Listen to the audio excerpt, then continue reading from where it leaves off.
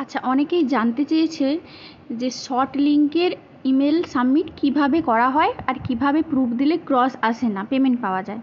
আমি একটা দেখিয়ে দিচ্ছি, ঠিক আছে? এটাকে বলে শর্ট লিঙ্ক। দেখে নাও, লিঙ্কটাকে নিউ ট্যাবে ওপেন করব। আমি ওপেন করে নিয়েছি। এখানে একটা মেল দেবে, একটা মেল 24 ঘন্টাতে একবারই ইউজ করতে হবে। এটা নিউ ইনস্ট্রাকশন।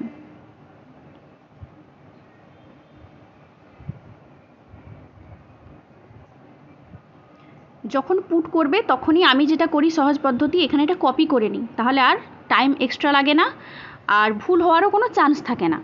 ইমেল চলে গেছে, দেখো সাকসেসফুলি দেখিয়েছে। আমি আমার ট্যাবে চলে যাব, মেলে দেখে নাও, এখানে দুটো মেল দেয়। শর্ট লিঙ্কের লিস্টে দুটো মেল আসে, দুটোতেই তুমি রিপ্লাই করবে। তোমার যেটা খুশি, তুমি যেটা তোমার সময় কম লাগবে সেরকম কিছু কন্টেন্ট লিখে তুমি রিপ্লাই করে এসএস নেবে। একটা স্ক্রিনশট নিলাম, আর একটা স্ক্রিনশট নেব, এটাও সেম রিপ্লাই করে একটা স্ক্রিনশট নেব। স্টার অবশ্যই করবে, অবশ্যই প্রাইমারি ট্যাব বা ইনবক্সে এনে কাজটা কমপ্লিট করবে।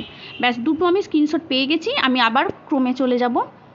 দুটো স্ক্রিনশট তো চুজ ফাইলে, একটা চুজ ফাইলে দেওয়া যাবে না, সেক্ষেত্রে মার্জ করতে হয়, তো সময় বেশি লাগে। আমি সময় বাঁচানোর জন্য কি করি, ফার্স্টে একটা লিঙ্ক বানাতে দিয়ে দিই আর একটা চুজ ফাইলে দিই। লিঙ্ক হতে হতে আমি বাকি কাজটা করে ফেলি। আমার কপি করা ইমেলটা আমি নিয়ে সেখানে পেস্ট করব, কোন ট্যাবে এসেছে সেটা আমি টাইপ করে দেব, দেন চুজ ফাইলে স্ক্রিনশটটা পুট করে রাখবো।